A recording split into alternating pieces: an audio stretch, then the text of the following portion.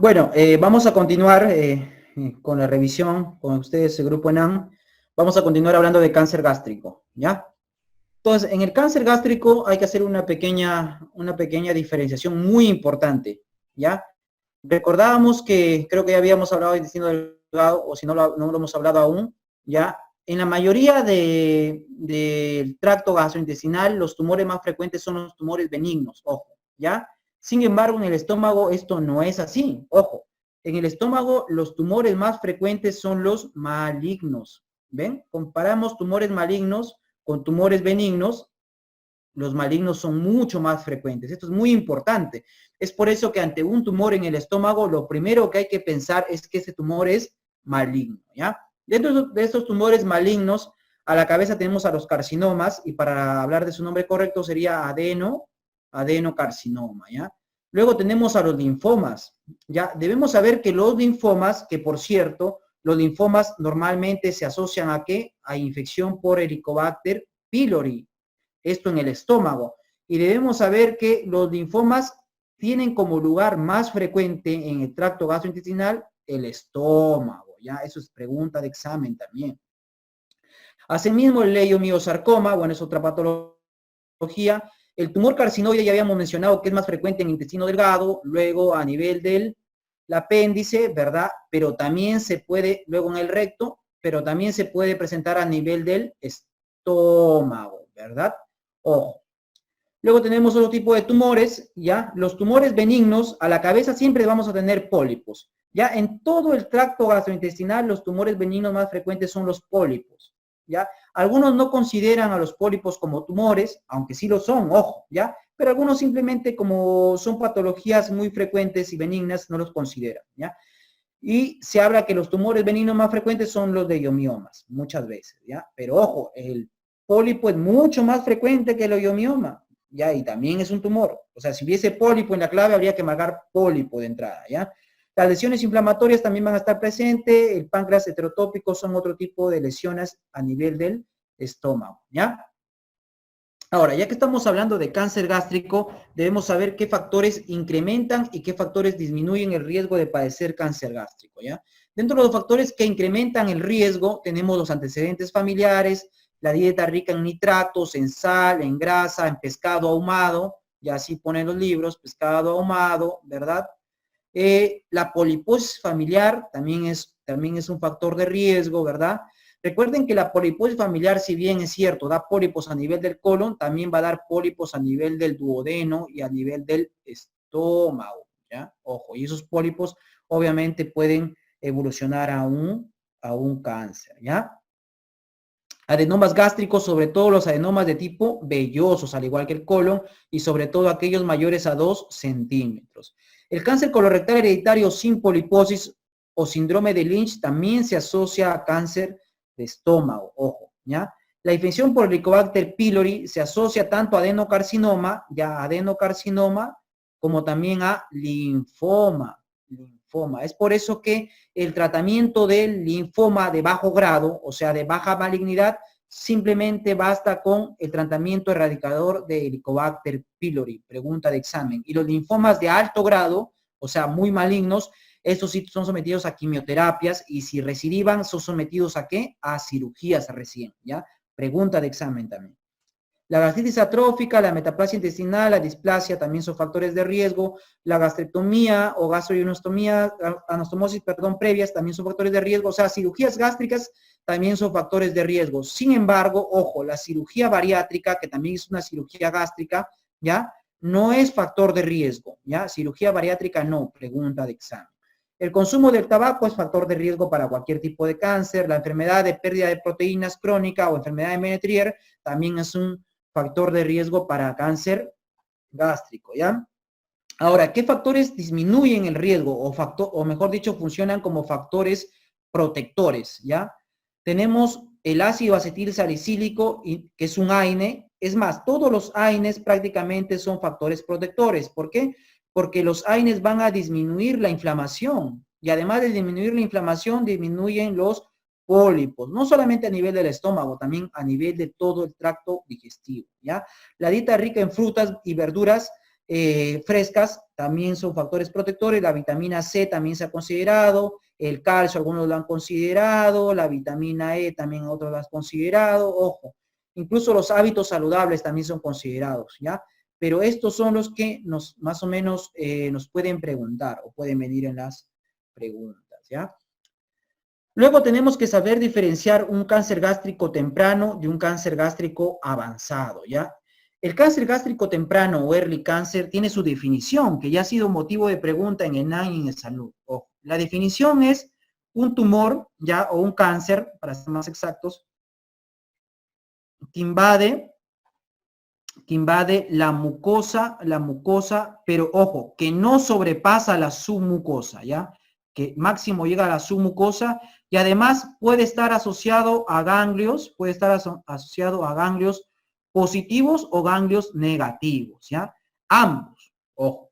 Y un cáncer avanzado es un cáncer que ya va a afectar la muscular, ojo, la muscular del estómago, o sea, esa famosa circular interna, longitudinal externa y en el estómago hay una oblicua, ¿verdad? O sea, los músculos del estómago ya se van a ver involucrados en un cáncer de tipo avanzado, ojo, ¿ya? Y obviamente el cáncer avanzado ya también puede tener ganglios positivos o negativos, pero con mayor frecuencia va a tener ganglios positivos, ojo. A mayor infiltración del tumor a nivel de la pared gástrica, ya mayor posibilidad de tener ganglios positivos y además metástasis. Es por eso que estos cánceres se llaman cánceres avanzados, porque su posibilidad de tener ganglios positivos es alta y de metástasis también es alta, ¿ya? En cambio, el early cáncer, debido a que solamente invade la mucosa y su mucosa, su posibilidad de tener ganglios positivos es baja, ¿ya? A eso se debe el término de early cáncer, ojo. Ganglios positivos o negativos, acuérdense, para early cáncer, no vayan a caer, ¿ya? Bueno, early cáncer tiene su clasificación, ¿ya? Tiene su clasificación, pero la clasificación no ha sido motivo de pregunta, ¿ya? Y por eso no la vamos a revisar. Sin embargo, han preguntado en subespecialidad. Por eso, en algún momento, en las otras fases, les voy a poner la clasificación, ¿ya? Pero para no confundirnos, vamos a hablar ahora de la clasificación del cáncer avanzado. El cáncer avanzado, como clasificación, tiene la clasificación de Borman, ojo, ¿ya? Cáncer avanzado es igual a Borman. Borman no es para early cáncer. Eso quiero que quede bien grabado, ¿ya? Ojo. Bueno, y el Borman puede ser de 4 tipos. El tipo 1 es el Borman de tipo polipoideo. El tipo 2 es el ulcerado con bordes claros o bordes limpios. Ya el tipo 3 es el ulcerado, pero con bordes infiltrativos, ¿ya? Y ojo, el tipo 3 es el más frecuente de todos, ¿ya? Más frecuente. Luego tenemos el tipo 4 o linitis plástica, ¿ya? O linitis plástica, ¿ya? La linitis plástica se va a presentar sobre todo en tumores de tipo difuso, ¿ya? Linitis plástica quiere decir que el tumor ha invadido toda la pared gástrica, todo, ¿ya? Y lo ha hecho como una bota, como un cuero, así se siente el estómago cuando operamos este tipo de pacientes, ¿ya? Y ojo, la linitis plástica se asocia mucho a carcinomatosis peritoneal, que es el peor estadio de todos los cánceres, ¿ya? Y además se asocia también a metástasis a distancia, ¿ya? ¿Por qué? Porque el tumor ya prácticamente al invadir toda la pared del estómago ya sale del estómago, invade el peritoneo, carcinomatosis peritoneal, y metástasis también puede ser al mismo peritoneo o a distancia, ojo, ¿ya? Bueno, Lauren hizo una clasificación y dividió el cáncer gástrico en tipo intestinal y tipo difuso, ¿ya? El tipo intestinal, vamos a ver qué tipo de pacientes son, ¿ya? El tipo intestinal es el tipo de paciente común y corriente, el que vamos a ver con mayor frecuencia en los hospitales, ¿ya? Es un paciente varón de edad avanzada, ¿ya? Varón de edad avanzada, más frecuente en hombres, ¿ya? Que además en su histogénesis tiene área de metaplasia intestinal. ¿Qué quiere decir esto? Que este tumor generalmente surge por un devenir desde gastritis crónica hasta metaplasia, displasia y cáncer, ojo, ¿ya? El cáncer temprano es de forma protruida, esto lo vamos a ver en otro momento, ¿ya? Y la diseminación peritoneal en este tipo de cánceres, ojo, es infrecuente, ¿ya? La metástasis hepática es nodular, ¿tiene asociación con anemia perniciosa? No. ¿Predisposición genética? No. Y pronóstico si bien es cierto el pronóstico de cáncer gástrico no es tan bueno, porque el cáncer del aparato digestivo que tiene el mejor pronóstico es el colon, ¿ya? Pero sin embargo, el tipo intestinal del estómago tiene mejor pronóstico que ¿quién? Que el tipo difuso, ¿ya? Que el tipo difuso. Ojo. Entonces, cuando hablamos de cáncer tipo difuso, de la clasificación de Lauren, debemos saber que estos cánceres son más comunes en mujeres, ¿ya? En mujeres jóvenes, 30 a 40 años. Así se presentan los pacientes. Ojo, pueden tener un cáncer encima de una mucosa normal, ¿ya? Ojo, un cáncer asentado encima de una mucosa normal. Además, el cáncer temprano tiene su forma plana, deprimida, ulcerada. Ojo, la diseminación peritoneal es mucho más frecuente, ¿ya? Es mucho más frecuente la diseminación peritoneal. La metástasis a distancia también es más frecuente, y cuando hay metástasis hepática, esta metástasis ya se va a presentar de manera difusa, o sea, varios focos de cáncer metastásico hepático, ¿ya? ¿Tiene asociación con anemia perniciosa? Sí, se asocia con anemia perniciosa, ¿ya? Predisposición genética, sí, y se asocia con el grupo sanguíneo A, ¿ya? Con el grupo sanguíneo A, obviamente su pronóstico es malo y se relaciona con un tipo de células características, que es motivo de pregunta, que son las células en anillo de sello, ojo, en anillo de sello, ¿ya? Es motivo de pregunta también. Bueno, ¿qué más debemos saber acerca del cáncer gástrico? Debemos saber las estaciones ganglionares del estómago, ¿ya? El estómago es bastante bien irrigado, ¿verdad? Toda su irrigación dependía básicamente del tronco celíaco, habíamos visto anteriormente, ¿verdad? Bueno, además, como es bastante irrigado, también tiene bastante drenaje linfático en todo el tejido circundante al estómago. Tiene barreras en cuanto a los ganglios linfáticos. Tiene barreras N1 que corresponden a los ganglios perigástricos, o sea, los que están ahí nomás cerquita al estómago, ¿ya? Ahí nomás cerquita al estómago. Tiene barrera N2, ¿ya? Son los ganglios de las arterias principales del estómago, ojo. Y tiene barrera N3, que son ganglios ya alejados del estómago que tienen que ver con la circulación sistémica, ¿ya? Entonces vamos a aprendernos la barrera 1. La barrera 1, que tiene que ver con N1, son básicamente los que están pegaditos al estómago. Tenemos el grupo 1, que es el cardial derecho, ¿verdad? El grupo 2, que es el cardial izquierdo. El grupo 3, que tiene que ver con la curvatura menor. El grupo 4, que es 4A y 4B, que tiene que ver con la curvatura mayor. El grupo 5 es el suprapilórico, ¿ya? Y el grupo 6 es el infrapilórico, ¿ya?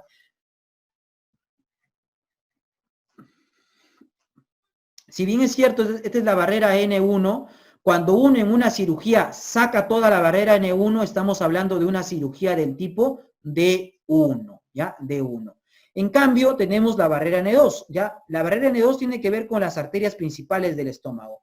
Es así que el grupo 7 corresponde a la arteria gástrica izquierda, el 8 a la hepática común, ya el 9 al tronco celíaco, el 10 al hilio esplénico y el 11 a la arteria esplénica.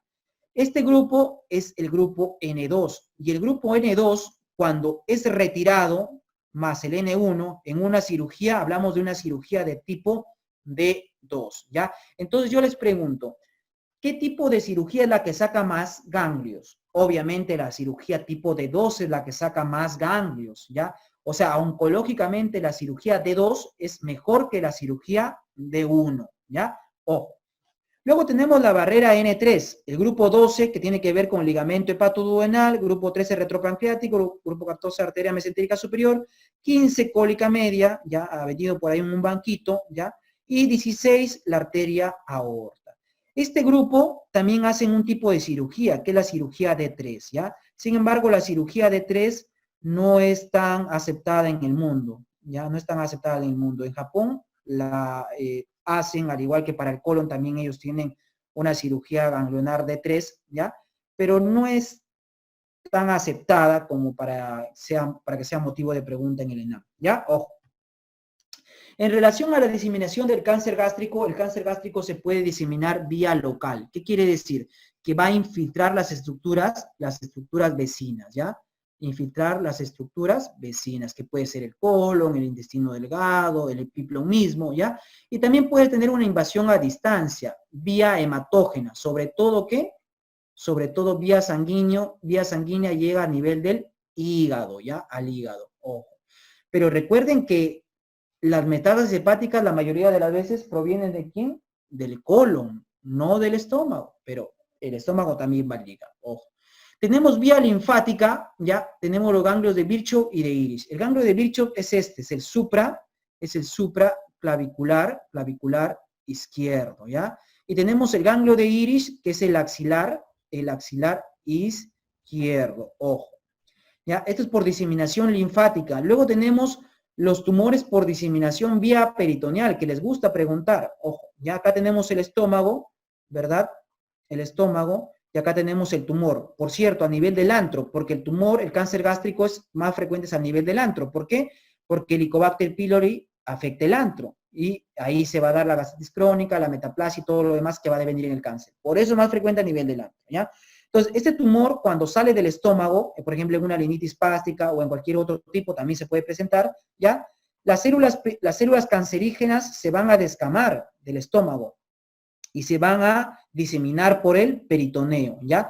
Cuando se diseminan por el peritoneo y llegan a nivel del ombligo, dan un nódulo, que es el nódulo de la hermana María José, ¿ya? Si las células siguen bajando, van a llegar a nivel del ovario, ¿ya?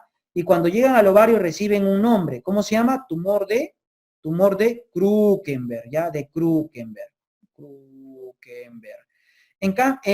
Y asimismo también las células tumorales pueden llegar hasta el fondo de saco de Douglas y también originar otro tumor que es el tumor de Blumer o escudo de Blumer, ¿ya?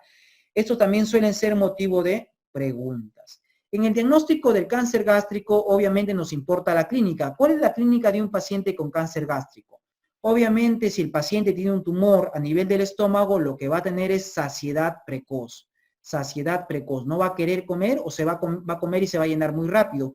Por eso va a tener pérdida de peso, ¿ya? Y además de la pérdida de peso, obviamente puede tener masas a nivel del estómago, puede cursar con obstrucción intestinal, con los mismos ganglios que ya habíamos mencionado. Pero la saciedad precoz y la pérdida de peso y el dolor, ojo, me olvidaba del dolor epigástrico, son como decir la triada de este tipo de patologías, ¿ya? En el examen físico de estos pacientes, ¿qué nos vamos a encontrar? En su examen físico podemos encontrar las masas que ya les había mencionado, los ganglios que ya les había mencionado, ¿ya? Ojo. Y obviamente si el cáncer ya se encuentra avanzado y hay carcinomatosis peritoneal, incluso podríamos encontrar una ascitis maligna, ¿ya? Pero no es lo más frecuente.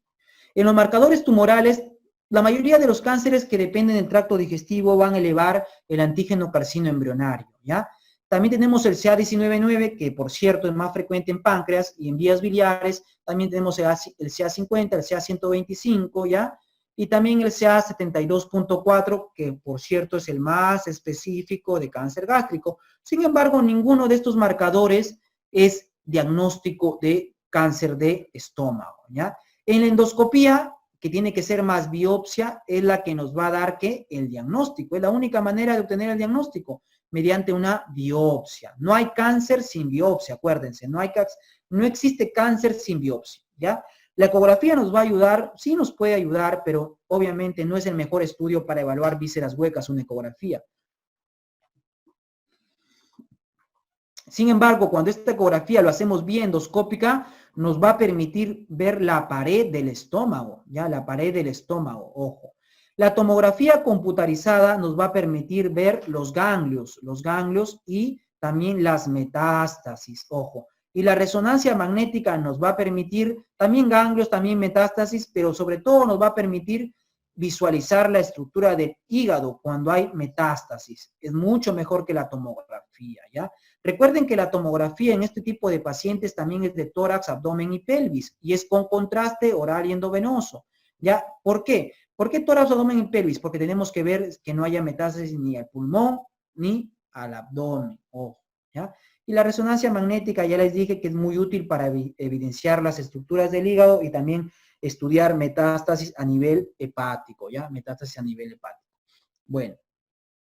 Entonces acá tenemos la clasificación del TNM, al igual que habíamos hablado, ¿se acuerdan en colon? Ya también existe la clasificación del TNM. Obviamente el M es peor que el N y es peor que el T. Ya, ojo. ¿Ya? Esto de acá es muy importante porque así pueden jugar con nuestras mentes en el examen. ¿Ya? M peor que N, peor que T. ¿Ya? Ojo.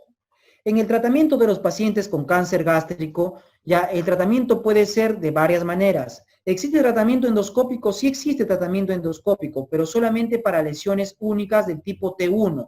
T1 quiere decir que el tumor solamente se ha quedado en la mucosa, ya en la mucosa. Ojo. Tipo intestinal, ya porque tiene mejor pronóstico, que sea pequeño, menor de 2 centímetros y que además no tenga adenopatías. Ojo, no tenga adenopatías. ¿Ya? El tratamiento puede ser laparoscópico y por cirugía convencional. Sin embargo, el tratamiento laparoscópico de estos pacientes tiene sus retractores, ¿ya? Algunos dicen que no se puede hacer cirugía laparoscópica en cáncer avanzado, otros dicen que sí, ¿ya? La cirugía convencional, sí es pues cirugía convencional, no pasa nada. Ya, sin embargo, bueno, ya prácticamente está cambiando y seguro va a cambiar ya, y la laparoscopía va a ser aceptada para todo tipo de cáncer gástrico. Acuérdense que en el colon y en el recto la laparoscopía ya es aceptada como tratamiento estándar en los centros que manejan laparoscopía. Ojo, ¿ya? En cambio, en estómago todavía hay controversia para la laparoscopía, ¿ya? La quimioterapia también se puede aplicar en cáncer gástrico. Esta quimioterapia puede ser adyuvante, quiere decir que se da después de la cirugía, ya luego de la cirugía, o puede ser neoadyuvante también, que se da antes de la cirugía, mejor hay que poner en español mejor, ya, antes de la cirugía, ya, y después de la cirugía, ojo, ya, before, after, ¿verdad? Bueno, contraindicaciones de una cirugía curativa. Obviamente, cuando operamos a los pacientes con cáncer gástrico, nosotros queremos que se curen, ¿verdad? Por eso se da la quimioterapia. ¿Por qué? Porque la quimioterapia se da para aquellos tumores que son avanzados y si es que se nos quedó una célula por ahí tumoral, se da quimioterapia adyuvante. Y aquellos tumores que ya son muy grandes, para hacer que el tumor, digamos, decrezca en tamaño, se puede dar quimioterapia neoadyuvante, ¿ya? Nosotros queremos curar al paciente, pero hay contraindicaciones ya de una cirugía curativa, donde a pesar de nuestros esfuerzos ya prácticamente el paciente no se va a curar. ¿Cuáles son las contraindicaciones? La invasión retroperitoneal, las metástasis alejadas a distancia, ¿ya? La carcinomatosis peritoneal, que es la que da el peor pronóstico a todos los cánceres, ¿ya? Un paciente con carcinomatosis peritoneal no vive más de 5 o 6 meses, ¿ya?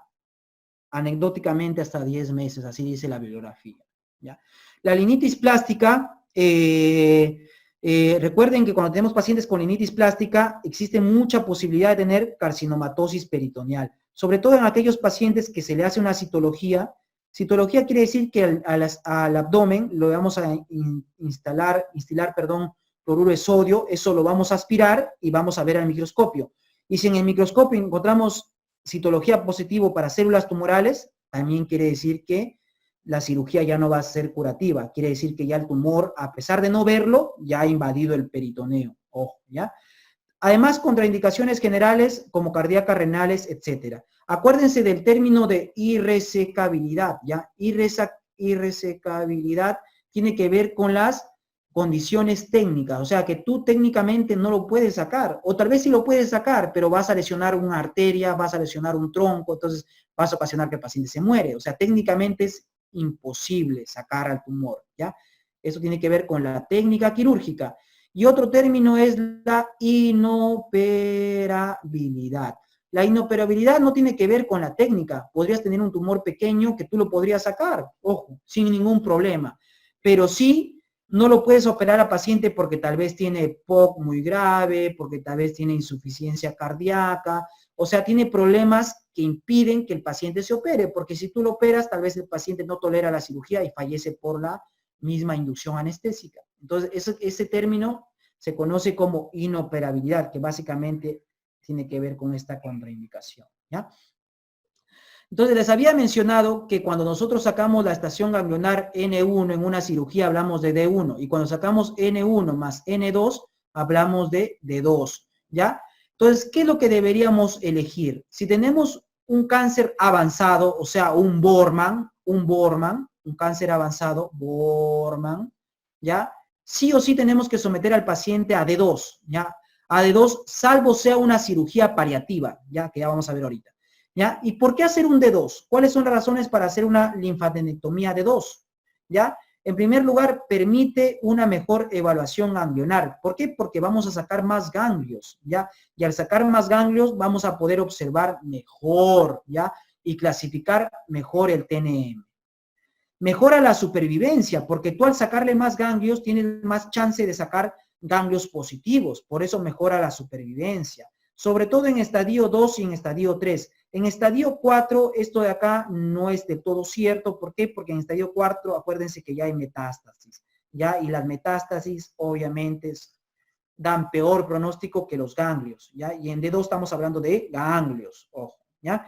Y el tercer motivo es porque disminuyen las recurrencias locales. O sea, básicamente, siempre que se pueda, hay que someter a un paciente a una cirugía tipo D2, ¿ya? D2.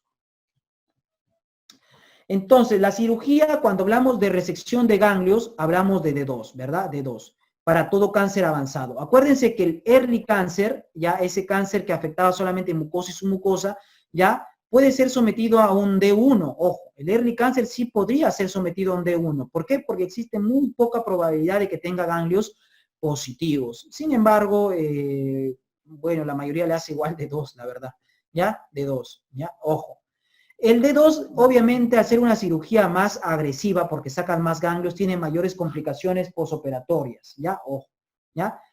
Bueno, las cirugías también paliativas también suelen ser de unos o incluso simplemente tumorectomías. Por ejemplo, cirugías paliativas para obstrucción o para sangrado, ¿ya? Entonces, cuando hablamos de cirugía de cáncer gástrico, aparte de darle el término de D2, porque es radical D2, ¿ya? Vamos a ver qué parte del estómago vamos a retirar, ¿ya? Como ya habíamos dicho que los tumores gástricos son más frecuentes a nivel del ¿dónde? Del antro gástrico, ¿verdad? ¿Ya? Entonces, cuando tenemos un tumor a nivel del antro gástrico, ¿qué vamos a hacer? Vamos a hacer una gastrectomía subtotal, ¿ya? Subtotal o parcial, ¿ya? Subtotal o parcial, ¿ya? ¿Y cómo vamos a reconstruir ese estómago? Lo vamos a reconstruir mediante una gastroyeyunostomía en Ide-Rhodes, así se llama, Ide-Rhodes, ¿ya? En cambio, cuando tenemos un tumor que afecta el cuerpo o fondo gástrico a este nivel, ¿ya?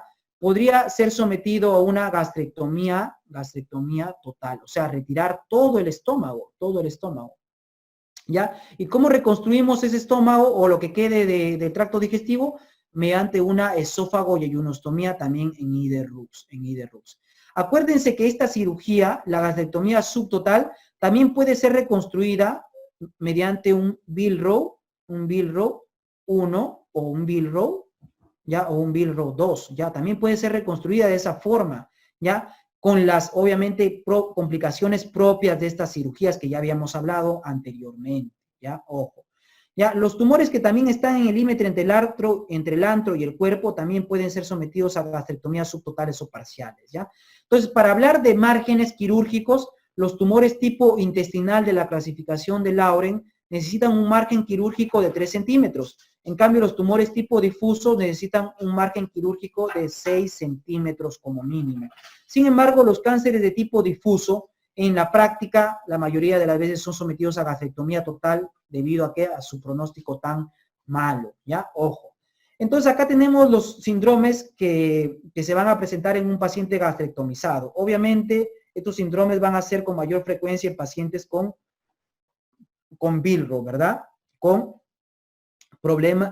reconstrucción tipo Billrow y sobre todo en el Billrow tipo 2, ¿ya? Tenemos el síndrome del asa aferente que ya lo habíamos explicado, que se caracteriza por vómito biliar sin comida, ¿verdad? El síndrome del asa eferente se caracterizaba por vómito biliar también, pero con comida, ¿verdad? Con comida. Ojo, esa es la diferencia. Ahí eso es lo que le van a preguntar a ustedes, ¿ya?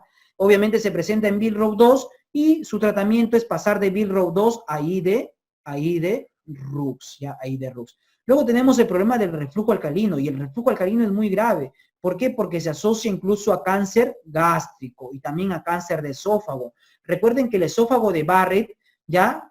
se dice que el esófago de Barrett no es tanto por el reflujo gástrico, sino por el reflujo biliar. Y es más, el cáncer esofágico, el cáncer bueno, sí es esofágico en realidad, el adenocarcinoma esofágico posterior a un esófago de Barrett también tiene que ver con el reflujo biliar más que con el reflujo gástrico. El reflujo biliar es igual al reflujo alcalino, ojo, ¿ya? Bueno, ya tenemos también en estos pacientes, si son sometidos a un BIRRO, ya también tenemos el famoso dumping precoz y dumping tardío, ¿ya? Ya habíamos dicho que el dumping precoz se presenta, ¿por qué? Porque el paciente va a tener un quimo hiperosmolar que jala agua al intestino y el paciente va a cursar con una hipovolemia transitoria, ¿ya? Esa hipovolemia, o ese intestino que está cargado en agua va a ocasionar que en el paciente síntomas digestivos, ¿como qué? Como diarrea. Lo principal de estos pacientes es diarrea, que además tiene síntomas vasomotores como taquicardia, palpitaciones, sudoración, propio que de la hipovolemia, porque tú no te vas a morir, eres joven, la persona pues obviamente va a reaccionar a la hipovolemia. ¿Y cómo reacciona? Con taquicardia, palpitaciones, sudoración y todo lo demás, ¿ya? El dumping tardío se va a presentar, ¿por qué? Porque hay una hipoglicemia posterior a una hiperglicemia, ¿ya? Esta hipoglicemia se va a presentar pasadas las 2-4 horas, ¿ya? Y recuerden que estos pacientes tienen síntomas vasomotores, generalmente no tienen diarrea. En la pregunta ustedes no van a encontrar diarrea, ¿ya? El tratamiento de estos pacientes es dietético, octreotide y suelen mejorar con esto. Sin embargo, cuando no mejoran a pesar de este tratamiento, tienen que ser sometidos a cirugía. Pero ojo, es poco los casos que son sometidos a cirugía, ¿ya? Bueno, patologías que fueron realmente preguntadas en estómago e intestino. Tenemos los divertículos duodenales, ¿ya? Los divertículos duodenales, ¿ya? Los divertículos duodenales, Crohn, bueno, vamos a revisar uno por uno, ¿ya? Los divertículos duodenales, ¿dónde son más frecuentes? ¿En qué porción del estómago son más frecuentes los divertículos duodenales? Justamente, ¿en qué porción del duodeno? En la segunda y tercera porción del duodeno, ¿ya? Ojo, ¿ya? En la fisiopatología generalmente son divertículos verdaderos. ¿Qué quiere decir? Que tienen todas las capas del intestino, ¿ya? Mucosa, submucosa, muscular y serosa, ¿ya? Los síntomas generalmente son asintomáticos, ¿ya? Y cuando van a dar síntomas, esos síntomas pueden ser de obstrucción, debido a que son una masa, ¿verdad? Y también síntomas de sangrado, ojo.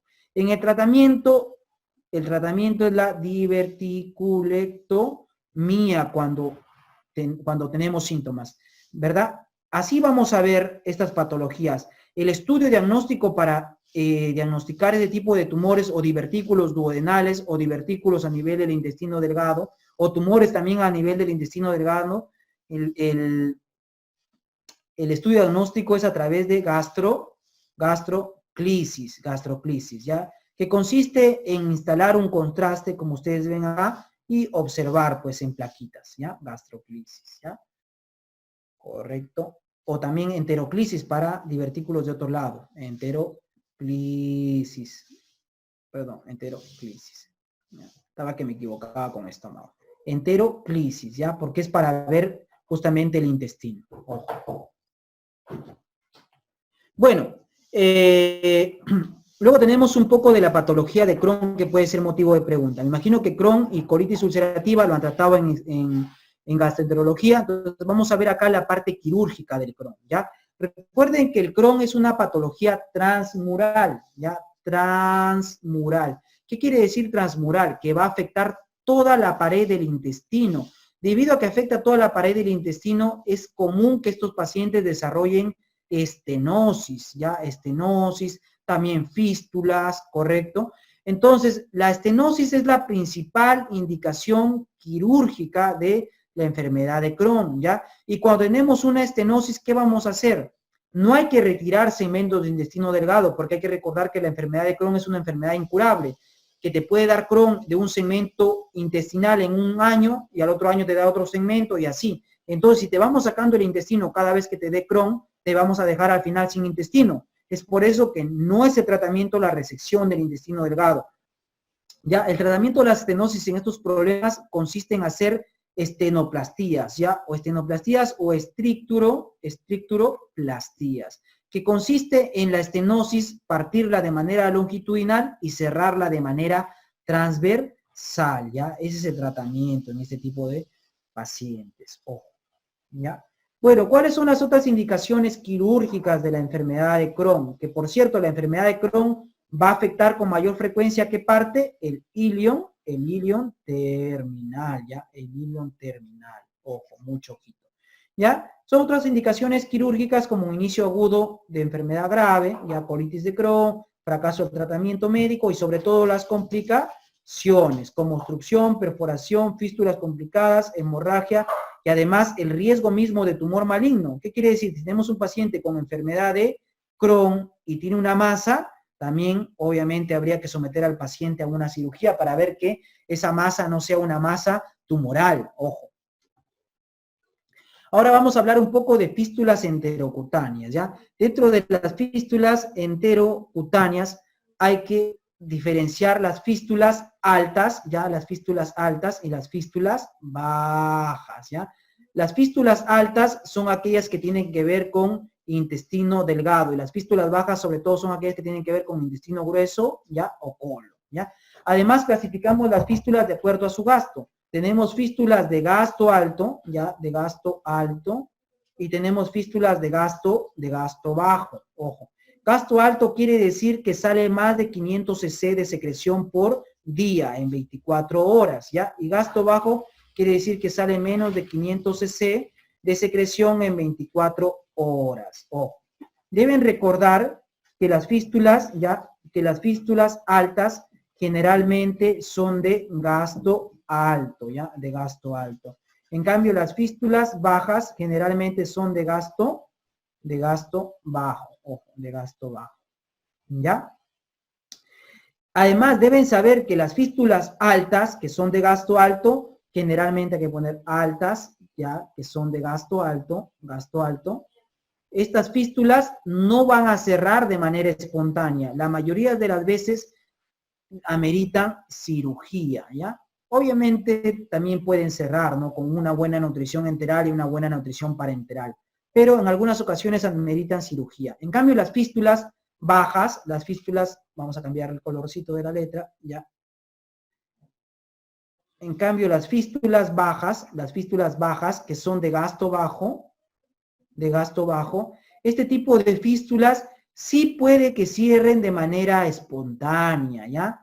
Un ejemplo de fístula alta, por ejemplo, un ejemplo de fístula alta es una posterior, ahora que están de moda, cirugía bariátricas, ¿ya? Cirugía bariátricas, que mucho tocan el estómago, mucho tocan los intestinos, ¿ya?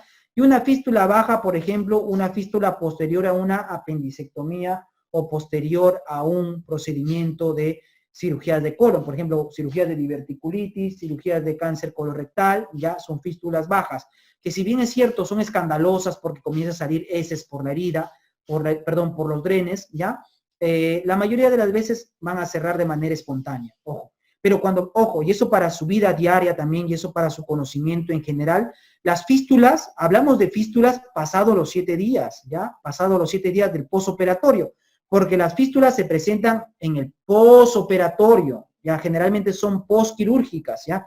Generalmente pasados los 7 días, recién podríamos hablar de fístulas. Antes de los 7 días tienen otro nombre, se llaman fugas. ¿Ya por qué? Porque las fugas generalmente ameritan un tratamiento. Una fuga en el día 3, en el día 5, amerita tratamiento quirúrgico, someterlo al paciente a una cirugía. ¿Por qué? Porque si no el abdomen se va a contaminar. En cambio, pasados los 7 días, ya tenemos un trayecto fistuloso, ya, y el abdomen no se va a contaminar. Ojo. ¿Ya? Ojo. Y eso le va a servir en su rotación de cirugía. O sea, en un paciente, por ejemplo, posoperado de un cáncer colorectal, ¿ya? Y que ustedes al tercer día ven que salen heces por el dren, ese paciente de frente a sala, ese paciente no que hay que observarlo, que es una fístula, no, a sala de frente. En cambio, si una cirugía de cáncer colorectal al día 8, al día 9, comienza a salir un poco de secreción tipo heces, en ese tipo de pacientes todavía podríamos esperar. Pero en los primeros 7 días no hay nada de fístulas, todas son fugas, contaminaciones, y el paciente tiene que entrar a sala, ¿ya? Ojo. Factores que influyen en el pronóstico negativo de fístulas entéricas, o sea, ¿Cuándo no cierran las fístulas? Cuando no quieren cerrar, no cierran, ¿ya? Y ameritan una cirugía. En estos casos generalmente, ¿ya? ¿Cómo qué? Como desnutrición del paciente, que tome medicamentos de manera crónica, sobre todo esteroides, una fístula maligna, una fístula por Crohn, una fístula por radiación, las fístulas altas, gástrica y duodeno son altas, ¿ya? Las fístulas que tienen factores locales como abundante inflamación, cuerpos extraños, ¿verdad? Mallas y suturas. Cuando tenemos epitelización de trayecto fistuloso, y estas dos han preguntado recién. Trayecto fistuloso mayor a 2 centímetros y obstrucción distal al sitio de la fístula nos han preguntado recién, ¿ya? Parece que los de Conareme van con su chart debajo del brazo y hacen su pregunta tal cual. Tal cual han preguntado, ojo. Trayecto fistuloso corto, ¿ya? Y obstrucción distal al sitio de la fístula son factores negativos para el cierre de la fístula, ¿ya? Bueno, el tema es que los pacientes con fístulas enterocutáneas, como a veces no cierran, hay que someterlos a cirugías, y en sus cirugías a veces hay que resecar segmentos intestinales, ¿ya? Y al resecar segmentos intestinales, muchas veces estos pacientes, ¿ya? Van a quedar con intestino corto. Intestino corto quiere decir que el paciente tiene menos de 2 metros de intestino delgado, ¿ya? O que en una cirugía le han retirado más del 75% de su intestino delgado, ¿ya? Hay otro término, que no es el término de intestino corto, es el término de falla intestinal. Ya, el término falla intestinal es más grande que el término de intestino corto. Quiere decir que el paciente puede tener, por ejemplo, 3 metros de intestino, pero no funciona bien. Y a pesar de tener buen intestino, tiene falla intestinal. O sea, su intestino no es suficiente para garantizar su nutrición del paciente, ¿ya? ¿Y qué factores de riesgo tenemos para el síndrome de intestino corto, ya? O de falla intestinal. Por acá creo que el término más correcto sería falla intestinal, ¿ya? Longitud de intestino delgado menor de 2 metros, ausencia de válvula ileocecal, ausencia de colon, enfermedad de intestino residual y resección ilial, ¿ya? La resección ilial merece un poco de análisis, ¿ya? ¿Por qué? Porque la resección ilial va a, ¿ya? Resección ilial, vamos a poner, resección ilial, ¿ya? La resección ilial va a predisponer a varios problemas. En primer lugar, la resección ilial va a predisponer a colelitiasis, ¿ya? Colelitiasis por cálculos de colesterol, ¿ya? Por cálculos de colesterol, ¿ya? También va a predisponer a urolitiasis por cálculos de oxalato de calcio.